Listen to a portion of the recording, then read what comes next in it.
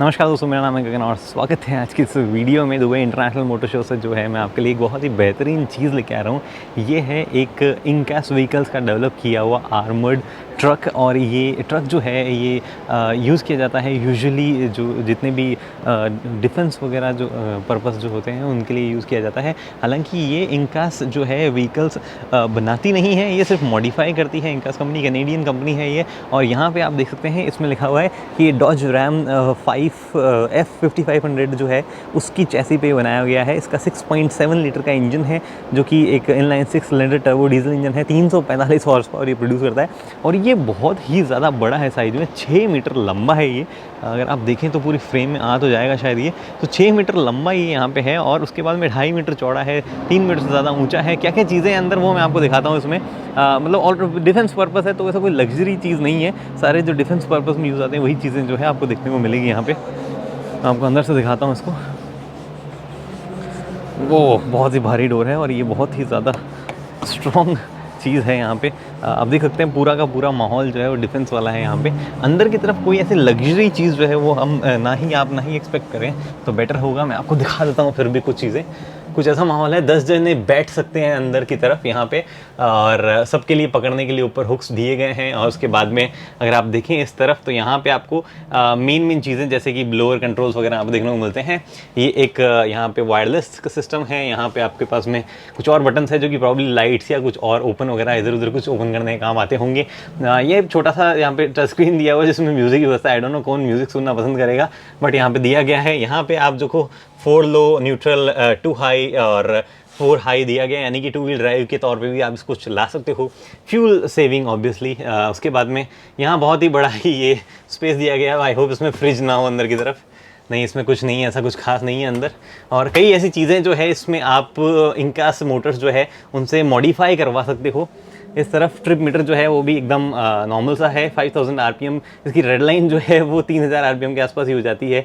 Diesel engine है obviously ये। और यहाँ पे जो है 120 की टॉप स्पीड ये दिखा रहा है। हालांकि ये माइल्स पर आवर में है, किलोमीटर पर आवर में नहीं है, तो उस हिसाब से मान के चलें।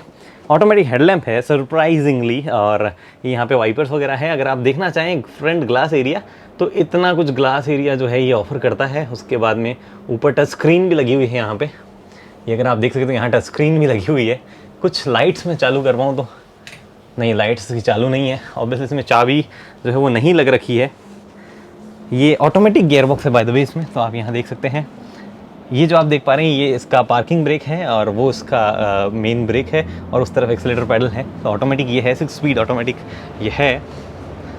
बहुत ही भारी ये है और एक थर्ड साउंड, बहुत ही रीएश्योरिंग थर्ड साउंड है। आई एम श्योर ये खुला होगा पीछे से, तो मैं आपको यहाँ से भी दिखा देता हूँ।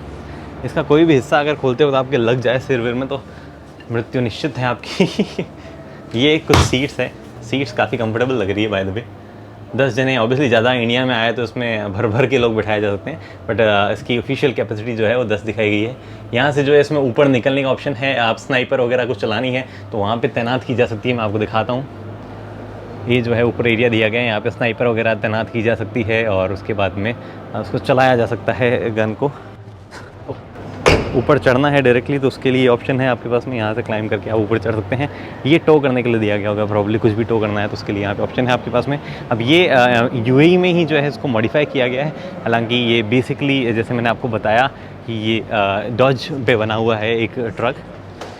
बहुत ही बेहतरीन, बहुत ही बेहतरीन। अगर आप ओआरवीएम देखना चाहें तो ओआरवीएम का साइज़ टाटा हैरियर की ओआरवीएम से भी बड़ा है और आप इसको जो है अल्टर भी कर सकते हो अपने हिसाब से इधर उधर। ये चीज़ भी आप कर सकते हो मैनुअली ऑब्वियसली, और वो भी बाहर से। किसी भी तरीके का इलेक्ट्रिक या अंदर से भी एडजस्टमेंट जो है यहाँ देखने को नहीं मिलता है। फ़िलहाल इतना ही है। आपको उम्मीद करता हूँ ये पसंद आया होगा। एक मेहमत व्हीकल।